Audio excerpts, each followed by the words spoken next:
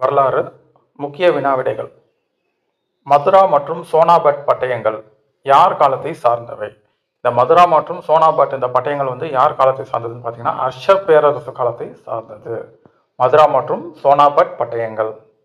அடுத்து, மதுரா மற்றும் சோனாபட் பட்டயங்கள் எந்த பேரரசை பற்றி விவரிக்கின்றன? எந்த பேரரசை பற்றி விவரிக்கின்றன? குப்த பேரரசை பற்றி தான் விவரிக்கின்றன. ஆனால் இந்த மதுரா மற்றும் சோனாபட் பட்டயங்கள் ஹர்ஷர், அதாவது வர்த்தமான பேரரசை சார்ந்தது. ஆனால் யாரை பற்றிய தகவல்களை விவரிக்கின்றன?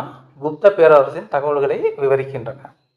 அடுத்து, குப்தர் கால நிலமானிய முறை பற்றி கூறும் தொல்பொருள் சான்று எது? குப்தர் கால நிலமானிய முறை பற்றி கூறுவது எதுன்னா தாமேதர்பூர் பட்டயம். இந்த தாமேதர்பூர் பட்டயம் தான் குப்தர் காலத்தில் நிலமானிய முறைகளை பற்றி கூறும் தொல்பொருள் சான்று கல்வெட்டாகும். அடுத்த கேள்வி, அர்ஷரின் கையெழுத்து உள்ள கல்வெட்டு எது? வர்த்தமான பேரரசின் சிறந்த அரசரான அர்ஷரோட கையெழுத்து உள்ள கல்வெட்டு எதுன்னு கேட்டிங்கன்னா பான்ஸ்ரா கல்வெட்டு. இந்த பான்ஸ்ரா கல்வெட்டில் தான் அர்ஷர் அவர்களின் கையெழுத்து காணப்படுகிறது. அடுத்த கேள்வி, குப்தர் கால பொற்காசின் பெயர் என்ன? குப்தர் காலத்தில் இருந்த அந்த பொற்காசு, தங்க காசின் பெயர் என்னன்னு பார்த்தீங்கன்னா தினாரா. தினாரா என்பது குப்தர் கால பொற்காசின் பெயராகும். அடுத்து, முதலில் நாணயங்களில் உருவம் பதிக்கப்பட்ட அரசி யார்? யாருன்னு பார்த்தீங்கன்னா முதலாம் சந்திரகுப்தரின் மனைவியான குமாரதேவி, லிச்சாவி இளவரசி குமாரதேவியின் உருவம் தான் நாணயங்களில் பதிக்கப்பட்ட அரசி உருவமாகும். முதலாம் சந்திரகுப்தரின் மனைவி குமாரதேவி எந்த நாட்டின் இளவரசி ஆவார்? எதுனா லிச்சாவி இளவரசி குமாரதேவி. அடுத்து, வெள்ளி நாணயங்களை வெளியிட்ட குப்த அரசர் யார்? வெள்ளி நாணயங்களை வெளியிட்டவர் யார் பார்த்தீங்கன்னா இரண்டாம் சந்திரகுப்தர். இவர் விக்ரமாதித்தன் என்றும் அழைக்கப்படுபவர். இரண்டாம் சந்திரகுப்தன். 1904ஆம் ஆண்டு தொல்பொருள் பாதுகாப்பு சட்டத்தை கொண்டு வந்தவர் யார்? யார் இந்த தொல்பொருள் பாதுகாப்பு சட்டத்தை கொண்டு வந்தவர்னா கர்சன் பிரபு. 1904ஆம் ஆண்டு. தொல்பொருள் ஆய்வுத்துறையின் தந்தை யார்? தொல்பொருள் ஆய்வுத்துறையின் தந்தை யாருன்னு பார்த்தீங்கன்னா அலெக்சாண்டர் கன்னிங்ஹாம். இவர் தான் ஆர்கியாலஜிக்கல் சர்வே ஆஃப் இந்தியா என்ற அமைப்பை 1861ஆம் ஆண்டு நிறுவனவர். தொல்பொருள் ஆய்வுத்துறையின் தந்தை அலெக்சாண்டர் கன்னிங்ஹாம். அடுத்து, தொல்பொருள் ஆய்வுத்துறை புதுடெல்லியில் உருவாக்கப்பட்ட ஆண்டு எது? எந்த ஆண்டு உருவாக்கப்பட்டது? ஆர்கியாலஜிக்கல் சர்வே ஆஃப் இந்தியா 1861ஆம் ஆண்டு உருவாக்கப்பட்டது. அடுத்த கேள்வி, கல்வெட்டை பற்றி படிக்கும் படிப்பிற்கு பெயர் என்ன? கல்வெட்டை பற்றி படிக்கும் படிப்பிற்கு பெயர் என்னன்னு பார்த்தீங்கன்னா எபிகிராபி. கல்வெட்டுகளை பற்றி படிக்கும் படிப்பிற்கு எபிகிராபி என்று பெயர். கல்வெட்டுகளில் காணப்படும் எழுத்து வடிவம் முறையை பற்றி படிக்கும் படிப்பிற்கு பெயர் என்ன? கல்வெட்டுகளை பற்றி படிக்கும் படிப்பிற்கு பெயர் எபிகிராபி. கல்வெட்டுகளில் காணப்படும் எழுத்து வடிவ முறைகளை பற்றி படிக்கும் படிப்பிற்கு பெயர் பாலியோகிராபி. கல்வெட்டுகளில் உள்ள எழுத்து வடிவ முறைகளை பற்றி படிக்கும் படிப்பிற்கு பாலியோகிராபி என்று பெயர். அடுத்து, அசோகர் பற்றிய கீழ்கண்ட கல்வெட்டுகளில் சரியான கல்வெட்டுகள் எது? அசோகர் இதில் 14 பாறைத்தூண் கல்வெட்டு காணப்படுகிறது, 7 கல்தூண் கல்வெட்டு காணப்படுகிறது, 2 சிறுபாறை கல்வெட்டு காணப்படுகிறது, 2 பெரும்பாறை கல்வெட்டு காணப்படுகிறது. இது எல்லாமே அசோகருடைய கல்வெட்டுகளை பற்றி குறிப்பிடுகிறது. அடுத்து, அசோகர் ஒரு பிரகாசமான நட்சத்திரமாக இன்று வரை ஜொலிக்கிறார். இது யாருடைய கூற்று ஆகும்? யார் சொன்னான்னு பார்த்தீங்கன்னா H.G. வெல்ஸ் என்பவர் தான் இந்த கூற்றை வைத்திருக்கிறார். அசோகர் ஒரு பிரகாசமான நட்சத்திரம். H.G. வெல்ஸ். அசோகரின் கல்வெட்டை முதலில் படித்தவர் யார்? அசோகரின் கல்வெட்டை முதலில் படித்தவர் யாருன்னு பார்த்தீங்கன்னா ஜேம்ஸ் பிரின்ஸ்அப். எந்த ஆண்டு? இது பல டிஎன்பிஎஸ்சி முதலான தேர்வுகளில் இந்த கேள்வி கேட்டிருக்கிறாங்க. அடுத்து, அசோகரின் கல்வெட்டு முதலில் படிக்கப்பட்ட ஆண்டு எது? எந்த ஆண்டு முதல் அசோகரின் கல்வெட்டு படிக்கப்பட்டதுன்னு பார்த்தீங்கன்னா 1837ஆம் ஆண்டு ஜேம்ஸ் பிரின்ஸ்அப் என்பவரால் படிக்கப்பட்டது. அடுத்த கேள்வி, அசோகரின் கல்வெட்டுகளில் படிக்கப்பட்ட செய்திகளை தொகுத்து வெளியிட்டவர் யார்? அதை ஒரு தொகுப்பாக வெளியிட்டவர் யாருன்னு பார்த்தீங்கன்னா அலெக்சாண்டர் கன்னிங்ஹாம். எந்த ஆண்டுன்னு பார்த்தீங்கன்னா 1879ஆம் ஆண்டு இதை தொகுத்து ஒரு செய்தி தொகுப்பாக வெளியிட்டவர். அசோகரின் கல்வெட்டுகளில் பதிக்கப்பட்ட செய்திகளை உள்ள தவறுகளை திருத்தி வெளியிட்டவர் யார்? இந்த அலெக்சாண்டர் தொகுத்த தொகுப்பு ஜேம்ஸ் பிரின்ஸ்அப் இதில் பண்ண மிஸ்டேக்கெல்லாம் தவறுகளை திருத்தி வெளியிட்டவர் யாருன்னு பார்த்தீங்கன்னா கட்ஜெட். கட்ஜெட் என்பவர் தான் இதை வெளியிட்டார். 1925ஆம் ஆண்டு தவறுகளை திருத்தி ஒரு இதாக வெளியிட்டார் அசோகரின் கல்வெட்டுகளை. அடுத்து, த search for India's lost emperor என்ற புத்தகத்தை எழுதியவர் யார்? த search for India's lost emperor என்ற புத்தகத்தை எழுதியவர் யார் பார்த்தீங்கன்னா சார்லஸ் ஹேலன். இவர் தான் இந்த புத்தகத்தை எழுதுறாரு. The search for India's lost emperor, அசோகரை பற்றிய குறிப்புகளை குறிக்கிறார். அடுத்தது சமுத்திரகுப்தர் இந்திய நெப்போலியன் என்று அழைத்தவர் யார்? யார் பார்த்தீங்கன்னா வரலாற்று ஆசிரியர் வின்சென்ட் ஸ்மித். இவர் தான் வந்து சமுத்திரகுப்தரை, குப்த பேரரசில் சிறந்த அரசரான சமுத்திரகுப்தரை இந்திய நெப்போலியன் என்று அழைக்கிறார். சமுத்திரகுப்தரின் எந்த நடவடிக்கையின் காரணமாக அவரை இந்திய நெப்போலியன் என்று வின்சென்ட் ஸ்மித் அழைத்தார்? படையெடுப்புகள் மற்றும் வெற்றிகளால். கிட்டத்தட்ட சமுத்திரகுப்தர் வந்து தென்னிந்தியா, வட இந்தியா, பழங்குடியின படையெடுப்பு என்று பலவிதமான போர் படையெடுப்புகளை நடத்தியிருப்பார் மற்றும் அதனுடைய வெற்றியின் காரணமாக. பொறுத்துக. தம்மா என்பது பிராகிருத மொழிச்சொல், தர்மா என்பது சமஸ்கிருத மொழிச்சொல், அறநெறி என்பது தமிழ் மொழிச்சொல். இந்த தம்மா என்பது வந்து அசோகர் கலிங்க போருக்கு பிறகு பின்பற்றிய கொள்கை தான் வந்து தம்மா. அதை வந்து சமஸ்கிருதத்தில் தர்மா என்று அழைக்கப்படுகிறது, தமிழில் வந்து அறநெறி. அடுத்து அசோகரின் பெயரை குறிக்கும் ஒரே கல்வெட்டு எது? அசோகருடைய பெயரை குறிக்கும் ஒரே கல்வெட்டு எதுனா மஸ்கி கல்வெட்டில் தான் வந்து அசோகர் என்ற பெயர் வந்து காணப்படுகிறது. அடுத்து மகத நாட்டின் அரசன் அசோகன் என்று கூறும் கல்வெட்டு எது? மகத நாட்டின் அரசன் அப்படின்னு கூறும் அசோகன் என்று கூறும் கல்வெட்டு பாப்ரு கல்வெட்டு. இந்த பாப்ரு கல்வெட்டு தான் வந்து மகத நாட்டின் அரசன் அசோகன் என்று குறிப்பிடுகிறது. அடுத்து அசோகர் புத்த சமயத்திற்கு மாறியதை பற்றி கூறும் கல்வெட்டு எது அப்படின்னு கேட்டீங்கன்னாலும் அதுதான் வந்து பாப்ரு கல்வெட்டு. அடுத்து அசோகரின் பயணங்களை பற்றி குறிப்பிடும் கல்வெட்டு எது? அசோகரின் பயணங்களை பற்றி குறிப்பிடும் கல்வெட்டு பராபர் கல்வெட்டு. இது வந்து அசோகர் வந்து வெவ்வேறு அந்த நாட்டுக்குள்ளேயே வந்து பயணம், தர்ம மகா மாத்திரா, அந்த தர்ம பயணங்கள் மேற்கொண்டதை பற்றி குறிப்பிடும் கல்வெட்டு பராபர் கல்வெட்டு. புத்தர் பிறந்த இடத்தில் நிறுவப்பட்டுள்ள கல்வெட்டு அசோகர் வரி விலக்கு அளிக்கப்பட்டது பற்றி குறிப்பிடுகிறது. எந்த கல்வெட்டுனா ருமிண்டி கல்வெட்டு. அடுத்து மௌரிய பேரரசின் பரப்பளவை பற்றி குறிப்பிடும் கல்வெட்டு எதுன்னு பார்த்தீங்கன்னா ஜுனாகத் கல்வெட்டு. கலிங்கத்து மண் காரவேலன் பற்றி குறிப்பிடும் கல்வெட்டு எதுன்னு பார்த்தீங்கன்னா அதிகும்பா கல்வெட்டு. இதோட தொடர்ச்சியை அடுத்ததாக பார்க்கலாம். நன்றி. சந்திரகுப்த மௌரியரின் வடமேற்கு மாகாண ஆளுநர் முதலாம் ருத்ரதாமன் நிறுவிய ஏரியின் பெயர் என்ன? சந்திரகுப்த மௌரியன் வடமேற்கு மாகாண ஆளுநர் முதலாம் ருத்ரதாமன் நிறுவிய ஏரியின் பெயர் என்னன்னு பார்த்தீங்கன்னா சுதர்சனம் ஏரி அப்படின்ற ஏரியை வந்து மௌரிய பேரரசின் தொடங்கினவர் சந்திரகுப்த மௌரியர். வடமேற்கு மாகாண ஆளுநர் முதலாம் ருத்ரதாமன் நிறுவிய ஏரியின் பெயர். அடுத்து முதலாம் ருத்ரதாமன் நிறுவிய கல்வெட்டின் பெயர் என்ன? என்ன கல்வெட்டை நிறுவுறாரு அப்படின்னு பார்த்தீங்கன்னா கிர்னார் கல்வெட்டு அல்லது ஜுனாகத் கல்வெட்டு என்று அழைக்கப்படுகிறது. முதலாம் ருத்ரதாமன் நிறுவிய கல்வெட்டின் பெயர். அடுத்து அலகாபாத் தூண் கல்வெட்டு யாரை பற்றி குறிப்பிடுகிறது? அலகாபாத் தூண் கல்வெட்டு யாரை பற்றி குறிப்பிடுகிறதுன்னா சமுத்திரகுப்தர், குப்த பேரரசின் சிறந்த அரசரான சமுத்திரகுப்தரை பற்றி அலகாபாத் தூண் கல்வெட்டு குறிப்பிடுகிறது. அலகாபாத் தூண் கல்வெட்டினை நிர்மாணித்தவர் யார்? யாருன்னு பார்த்தீங்கன்னா அவருடைய அமைச்சரான முதலாம் சமுத்திரகுப்தரின் அமைச்சரான ஹரிசேனர் என்பவர் தான் வந்து இந்த அலகாபாத் தூண் கல்வெட்டினை நிர்மாணித்தவர். அதே நேரத்தில் இந்த அலகாபாத் தூண் கல்வெட்டு எத்தனை வரிகளை கொண்டது? எதுன்னா 33 வரிகளை கொண்டது. சமஸ்கிருத நாகரி எழுத்து வடிவத்தினை கொண்டது தான் வந்து இந்த அலகாபாத் தூண் கல்வெட்டு. அடுத்து மாண்டசோர் கல்வெட்டு யாருடையது? இந்த மாண்டசோர் என்ற கல்வெட்டு யாருடையது அப்படின்னு பார்த்தீங்கன்னா யசோதவர்மன் என்பவருடையது தான் வந்து இந்த மாண்டசோர் கல்வெட்டு.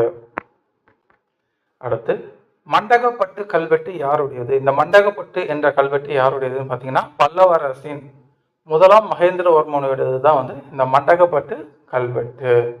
ஹைஹோலோ கல்வெட்டு யாருடையது? இந்த ஹைஹோலோ கல்வெட்டு யாருன்னா இரண்டாம் புலிகேசி, சாளுக்கிய அரசின் சிறந்த அரசரான இரண்டாம் புலிகேசியின் கல்வெட்டு தான் வந்து இந்த ஹைஹோலோ கல்வெட்டு. இந்த ஹைவேலோ கல்வெட்டை வடிவமைத்தவர் யாருன்னா அவருடைய அமைச்சரான ரவி கீர்த்தி என்பவர் தான் வந்து இந்த ஹைவோலோ கல்வெட்டினை வடிவமைத்தவர். இரண்டாம் புலிகேசி ஹர்ஷரை தோற்கடித்த நதிக்கரை எது? இரண்டாம் புலிகேசி ஹர்ஷரை தோற்கடித்த நதிக்கரை எதுன்னு பார்த்தீங்கன்னா நர்மதை நதிக்கரையில தான் வந்து ஹர்ஷர் வந்து இரண்டாம் புலிகேசி வந்து ஹர்ஷரை தோற்கடிப்பார். வட இந்தியா முழுது வெற்றி கொண்ட ஹர்ஷர் தென்னிந்தியா வந்து இரண்டாம் புலிகேசியிடம் போரிடும் போது நர்மதை நதிக்கரையில் தோற்கடிக்கப்படுவார். யாரு? ஹர்ஷர். அடுத்து நாசிக் கல்வெட்டு யாரை பற்றி குறிப்பிடுகிறது?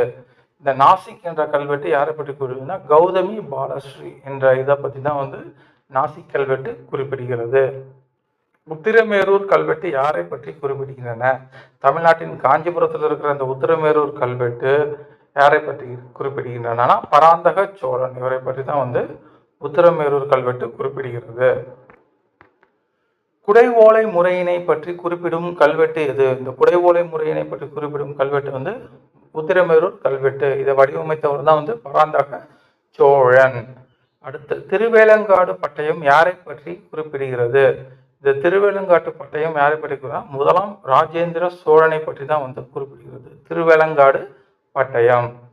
அடுத்து திருவந்திபுரம் கல்வெட்டு யாரை பற்றி குறிப்பிடுகிறது? இந்த திருவந்திபுரம் என்ற கல்வெட்டு யாரை பற்றி குறிப்பிடுகிறதுன்னா மூன்றாம் ராஜேந்திர சோழன், இவரை பற்றி தான் வந்து குறிப்பிடுகிறது திருவந்திபுரம் கல்வெட்டு. பாண்டியர்களின் உள்ளாட்சி முறைகளை பற்றி குறிப்பிடும் கல்வெட்டு எது? பாண்டியர்களோட உள்ளாட்சி முறைகளை பற்றி குறிப்பிடும் கல்வெட்டு மானூர் கல்வெட்டு. அதே நேரத்தில் சோழர்களின் உள்ளாட்சி முறைகளை பற்றி குறிப்பிடும் கல்வெட்டு உத்திரமேரூர் கல்வெட்டு. அடுத்து நாணயங்களை பற்றி படிப்பிற்கு பெயர் என்ன? நாணயங்களை பற்றிய படிப்பிற்கு பெயர் நியூமஸ்மேட்டிக்ஸ் என்பதாகும். நாணயங்களை பற்றி படிப்பிற்கு நியூமஸ்மேட்டிக். கல்வெட்டுகளை பற்றி படிப்பிற்கு கல்வெட்டியல் அல்லது எபிகிராபி. கல்வெட்டில் உள்ள எழுத்து முறைகளை பற்றி படிக்கும் படிப்பிற்கு பாலியோகிராபி.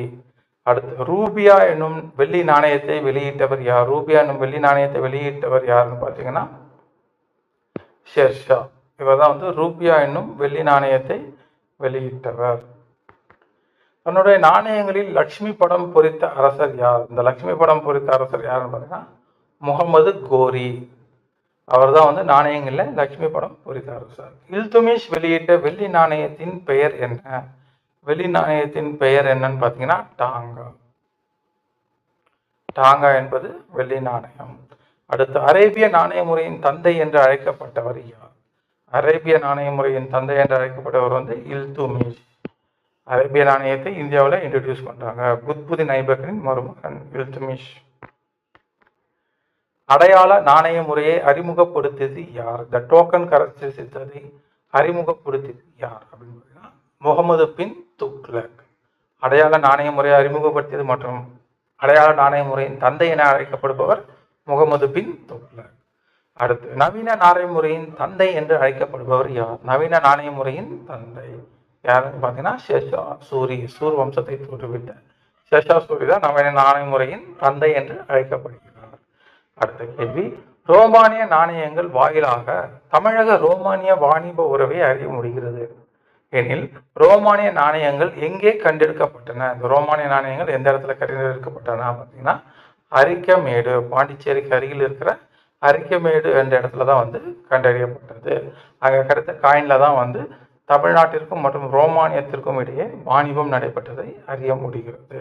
நன்றி. இதனுடைய தொடர்ச்சியை கண்டினியூவா பார்க்கலாம். பிடாரி தூண் கல்வெட்டு யாரை பற்றி குறிப்பிடுகின்றன? இந்த பிடாரி தூண் கல்வெட்டு என்பது யாரை பற்றி குறிப்பிடுகின்றன பார்த்தீங்கன்னா ஸ்கந்தகுப்தர். இவரை பற்றி தான் வந்து இந்த பிடாரி தூண் கல்வெட்டு குறிப்பிடுகின்றன. பிடாரி தூண் கல்வெட்டு ஸ்கந்தகுப்தர்.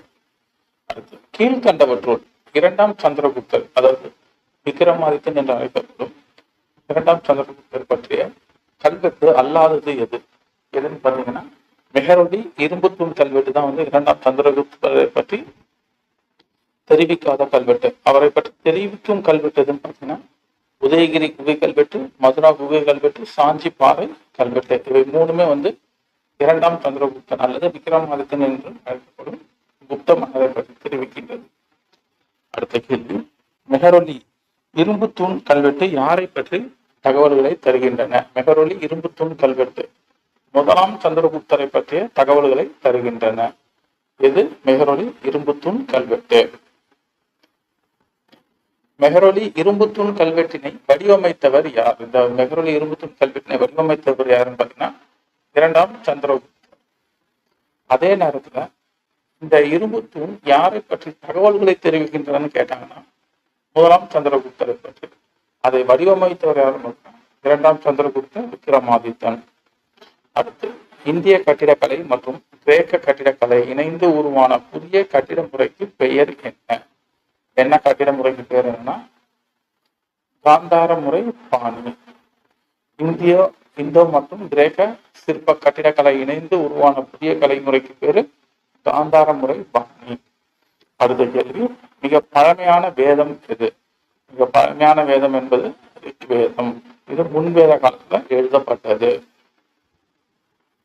அடுத்து முன்வேத காலத்தை பற்றி குறிப்பிடும் ரிக்வேதம் எத்தனை பாடல்களை கொண்டுள்ளது? எத்தனை பாடல்களைனா 1028 பாடல்களை கொண்டுள்ளது ரிக்வேத கால பாடல்கள். அடுத்து கீழ்கண்டவற்றுள் பின்வேத காலத்தை பற்றி குறிப்பிடாத வேதம் எது? எதுன்னு பார்த்தீங்கன்னா ரிக்வேத காலம். முன்வேத காலத்தை பற்றி குறிப்பிடுவது ரிக்வேதம். பின்வேத காலத்தை பற்றி குறிப்பிடுவது எதுனா யசுர், சாம, அதர்வன. இது மூணும் வந்து பின்வேத காலத்துல எழுதப்பட்டது. அடுத்த கேள்வி, இந்தியாவின் மாக்கியவல்லி என்று அழைக்கப்படுபவர் யாருன்னு பார்த்தீங்கன்னா சாணக்கியர். அதாவது அவருக்கு வேறு பேர் தான் வந்து கௌட்டில்யர், விஷ்ணுகோபர், சாணக்கியர். இவர் இந்தியாவின் மாக்கியவல்லி என்று அழைக்கப்படுகிறார். அடுத்த கேள்வி, அர்த்த சாஸ்திரம் எத்தனை பிரிவுகள் மற்றும் அதிகாரங்களை உள்ளடக்கியது? எத்தனை பிரிவுகள்னா 15 பிரிவுகள் மற்றும் 150 அதிகாரங்களை கொண்டது அர்த்த சாஸ்திரம். இதற்கு வேறு பெயர் தண்ட நீதி என்ற வேறு பெயரும் காணப்படுகிறது. அடுத்த கேள்வி, 1905 சாமா சாஸ்திரி அவர்களால் கண்டுபிடிக்கப்பட்ட நூல் எது? எதுன்னு பார்த்தீங்கன்னா அர்த்த சாஸ்திரம். 1905ஆம் ஆண்டு சாமா சாஸ்திரி என்பவரால் தான் வந்து இந்த அர்த்த சாஸ்திரம் என்ற நூல் கண்டுபிடிக்கப்பட்டு மறுபதிப்பு செய்யப்பட்டது. அடுத்து தனநந்தரி சந்திரகுப்த மௌரிய வீழ்த்தி அரசனை பற்றி குறிப்பிடும் நூல் எது? தனநந்தரை சந்திரகுப்த மௌரிய வீழ்த்தி அரசை, அதாவது மகதத்தின் அரசரானதை பற்றி குறிப்பிடும் நூல் எது அப்படின்னு பார்த்தீங்கன்னா அர்த்த சாஸ்திரம். சாணக்கியர் எழுதிய அர்த்த சாஸ்திரம். அதுலயும் குறிப்பிடுகிறது. குப்தர் காலத்துல எழுதினா இந்த முத்ரா ராட்சசம் விசாகதத்தர் எழுதியிருப்பாரு. அந்த நூல்ல தான் முக்கியமா வந்து தனநந்தரை சந்திரகுப்த மௌரிய வீழ்த்தினதை பற்றி குறிப்புகள் காணப்படுகின்றன. அப்ப முக்கியமான அந்த நூல் வந்து எதுன்னு பார்த்தீங்கன்னா முத்ரா ராட்சசம். அது எழுதியவர் வந்து விசாகதத்தர். விசாகதத்தர் எழுதிய நூல் இது. விசாகதத்தர் எழுதிய நூல் வந்து முத்ரா ராட்சசம். இன்னொரு நூலும் எழுதியிருப்பாரு, அது தேவி சந்திரகுப்தம். இந்த நூல் வந்து புத்தர் காலத்துல எழுதப்பட்டது. ஆனா இந்த முத்ரா ராட்சசம் என்ற நூல் வந்து மௌரியர் கால வரலாற்றை குறிப்பிடுகின்றது. அடுத்து மெகஸ்தனிஸ் எழுதிய நூல் இது. மெகஸ்தனிஸ் எழுதிய நூல் வந்து இண்டிகா. இது வந்து பாடாலிபுத்திர நகரத்தின் நிர்வாகத்தினை பற்றி குறிப்பிடும் நூல். இது வந்து செல்யூக்கியஸ் நிகேடர், அதாவது கிரேக்க நாட்டு பயணி மெகஸ்தனிஸ் என்பவர் சந்திரகுப்த மௌரியர் அவையில் 14 ஆண்டுகள் தங்கியிருந்து இந்த இண்டிகா என்ற நூலை எழுதியிருப்பாரு. அடுத்து செல்யூக்கியஸ் நிகேடர் அனுப்பிய கிரேக்க நாட்டு தூதுவர் யாரு அனுப்பியிருப்பார்? கிரேக்க நாட்டு தூதுவர் பார்த்தீங்கன்னா மெகஸ்தனிஸ். இந்திய வரலாற்றின் தந்தை எனவும் அழைக்கப்படுபவர் யாருன்னு கேட்டீங்கன்னா மெகஸ்தனிஸ். வரலாற்றின் தந்தை என்று அழைக்கப்படுபவர் ஹெரோடோட்டஸ். இந்திய வரலாற்றின் தந்தை என்று அழைக்கப்படுபவர் மெகஸ்தனிஸ்.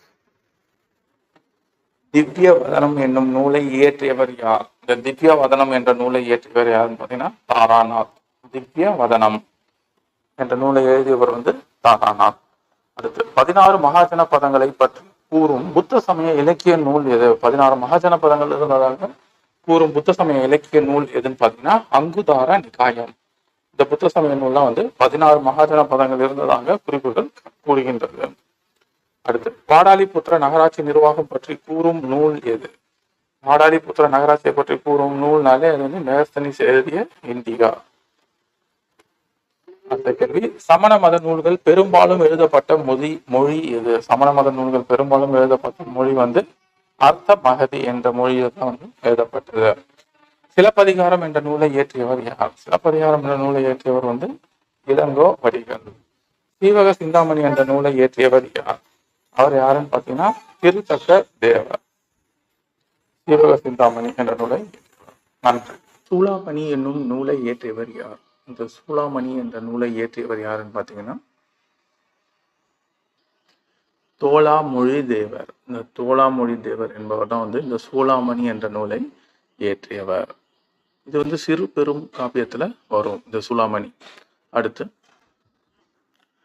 குஜராத்தின் வரலாறு என்ற நூலை இயற்றியவர் யார்? இந்த குஜராத்தின் வரலாறு என்ற நூலை இயற்றியவர் வந்து ஏமச்சந்திரன். காஷ்மீரின் வரலாறு என்ற நூலை எழுதியவர் வந்து கல்ஹானார். குஜராத்தின் வரலாறு என்ற நூலை எழுதியவர் வந்து ஏமச்சந்திரன். அடுத்து சமண சமயத்தின் புனித நூல் எது? இந்த சமண சமயத்தின் ஜெயின் மதத்தின் புனித நூல் எது அப்படின்னு கேட்டீங்கன்னா அங்கங்கள் மற்றும் பூர்வா. இந்த அங்கங்கள் மற்றும் பூர்வங்கள் என்பது சமண சமயத்தின் புனித நூலாகும். திரிபீடகங்கள் என்பது வந்து புத்த சமயத்தின் புனித நூலாகும். அடுத்தது பொறுத்துக. நன்னூல் இயற்றியவர் யாருன்னு பார்த்தீங்கன்னா பவனந்தி முனிவர். நேமிநாதன் குணவீர பண்டிதர். குமார பால சரிதம் ஹேமச்சந்திர சோலாங்கி. அப்போ அனைத்தும் வந்து சரியாக பொருத்தப்பட்டுள்ளது. அடுத்து, புத்த சமயம் சார்ந்த நூல்கள் பெரும்பாலும் எழுதப்பட்ட மொழி எது? எந்த மொழியில பெரும்பாலும் எழுதப்பட்டாங்க பார்த்தீங்கன்னா பாலி. புத்த சமயம் வந்து கனிஷ்கர் காலத்தில் வந்து இரண்டாக பிளவுபடும். அதுக்கு முன்னாடி வந்து ஹீனயானம், கனிஷ்கருக்கு அப்புறம் வந்து மகாயானம். இந்த ஹீனயான காலத்தில் பெரும்பாலும் எழுதப்பட்ட மொழி பாலி. மகாயானத்தில் அதே நேரத்தில் பாலி மொழியிலேருந்து சமஸ்கிருத மொழியில் எழுதப்படுகிறது புத்த சமய நூல்கள். அதையும் வந்து நம்ம குறிப்பாக பார்த்து வச்சுக்கணும். 4ஆம் புத்த சமய மாநாட்டிலேருந்து மகாயானம் என்ற மற்றொரு பிரிவு ஏற்படுத்தப்பட்டது. அடுத்து, புத்தரின் முற்பிறவி பற்றி கூறும் நூல் எது? இந்த புத்தரின் முற்பிறவி பற்றி கூறும் நூல் எதுன்னு பார்த்தீங்கன்னா ஜாதக கதைகள். புத்தரின் முற்பிறவி பற்றி கூறும் நூல் வந்து புத்தரின் ஜாதக கதைகள். அடுத்த முக்கியமான கேள்வி, இலங்கை நாட்டை சார்ந்த மகாவம்சம் தீபவம்சம் என்பது இலங்கை நாட்டை சார்ந்த நூல்கள். இந்த இலங்கை நாட்டை சார்ந்த மகாவம்சம் என்னும் புத்த சமய நூலை எழுதியவர் யார்? இந்த நூலை எழுதியவர் யாருன்னு பார்த்தீங்கன்னா மகாநாமன் என்பவர் தான் வந்து இந்த மகாவம்சம் என்ற நூலை எழுதியவர். அடுத்து, மணிமேகலை என்னும் நூலை எழுதியவர் யார்? இந்த மணிமேகலை, சிலப்பதிகாரமும் மணிமேகலும் இரட்டை காப்பியங்கள் என்று அழைக்கப்படுகின்றன. அதில் மணிமேகலை என்ற நூலை எழுதியவர் வந்து சீத்தலை சாத்தனார். அதே நேரத்தில் இளங்கோவடிகள் எழுதியது வந்து சிலப்பதிகாரம். அடுத்து, வினய பீடகம், சுத்த பீடகம், அமிதம பீடகம் என்பவற்றை உள்ளடக்கிய புத்த சமயத்தின் புனித நூல் எது? புத்த சமயத்தின் புனித நூல் எதுன்னு பார்த்தீங்கன்னா திருப்பீடகங்கள். அதுதான் வந்து திருப்பீடகங்கள் வந்து 3 பீடகங்களை உள்ளடக்கியது. ஒன்று வினயபீடம், சுத்த பீடம், அபிதம பீடம். அப்போ புத்த சமயத்தின் புனித நூல் திருப்பீடகம். அடுத்த கேள்வி, புத்தரின் வாழ்க்கையை விளக்கும் நூல் இது? புத்தரின் வாழ்க்கையை விளக்கும் நூல் வந்து லலிதா விஸ்தாரம். இந்த நூல் தான் வந்து புத்தரின் வாழ்க்கையை பற்றி விவரிக்கிறது. அடுத்து, புத்த வரலாறு என்ற நூலை இயற்றியவர் யார்? புத்த வரலாறு அப்படின்ற நூலை எழுதியவர் யாருன்னு பார்த்தீங்கன்னா அஸ்வகோஷா. இவர் தான் வந்து புத்த வரலாறு என்ற நூலை இயற்றியவர். அடுத்து, புத்த சரித சூத்திர அலங்காரம் என்ற நூலை இயற்றியவர் யார்? இதை இயற்றியவர் வந்து யாருன்னு பார்த்தீங்கன்னா அஸ்வகோஷர். புத்த வரலாறு நூல் வந்து அஸ்வகோஷா. புத்த சரித சூத்திர அலங்காரம் என்ற நூலை இயற்றியவர் வந்து அஸ்வகோஷர். மகா விபாஷம் என்ற நூலை இயற்றியவர் யார்? இந்த மகா விபாஷம் என்ற நூலை இயற்றியவர் வந்து வசுமித்திரர். இவர் தான் வந்து மகா விபாஷம் என்ற நூலை இயற்றியவர்.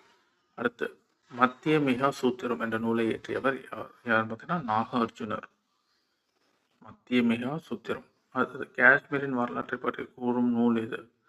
அது வந்து ராஜ தரங்கினி. இதை எழுதியவர் வந்து கல்ஹானார். அவர் தான் வந்து இந்த நூலை இயற்றியவர். ராஜ தரங்கினி என்னும் நூலை இயற்றியவர் யார்? பார்த்தீங்கன்னா கல்ஹனார்.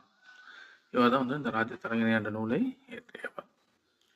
அடுத்து, மகாபாஷ்யம் என்ற நூலை இயற்றியவர் யார்? மகாபாஷ்யம் என்ற நூலை இயற்றியவர் வந்து பதஞ்சலி முனிவர். இவர் தான் மகாபாஷ்யம் என்ற நூலை இயற்றியவர். மகா விபாஷம் என்ற நூலை எழுதியவர் முன்னாடி சொல்லியிருக்கோம்.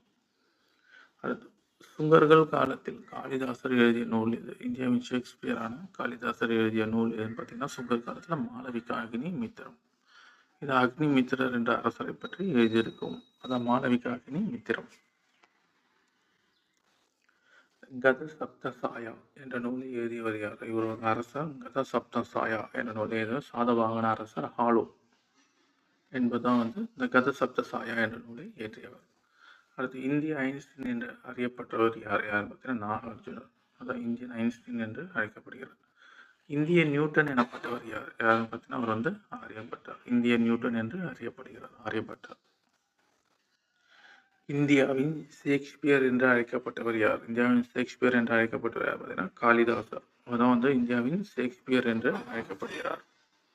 அடுத்து, ஆரியபாத்தியம் மற்றும் ஆரியபட்டம் மற்றும் சூரிய சித்தாந்தம் ஆகிய நூல்களை இயற்றியவர் யார்? இந்த நூல்களை இயற்றியவர் யாருன்னு பார்த்தீங்கன்னா ஆரியபட்டர். புத்தர் காலத்தில் எழுதப்பட்ட நூல் ஆரியபட்டியம் மற்றும் சூரிய சித்தாந்தம். அடுத்து, பஞ்ச சித்தாந்திகா, பிருகத் சம்ஹிதை, பிருகத் ஜாதகம் முதலான நூலை இயற்றியவர் யார்? இந்த இதை இயற்றியவர் யாருன்னு பார்த்தீங்கன்னா வராகமித்திரர். இவர் தான் வந்து பஞ்ச சித்தாந்திகா, பிருகத் சம்ஹிதை, பிருகத் ஜாதகம் முதலான நூல்களை இயற்றியவர் வராகமித்திரர்.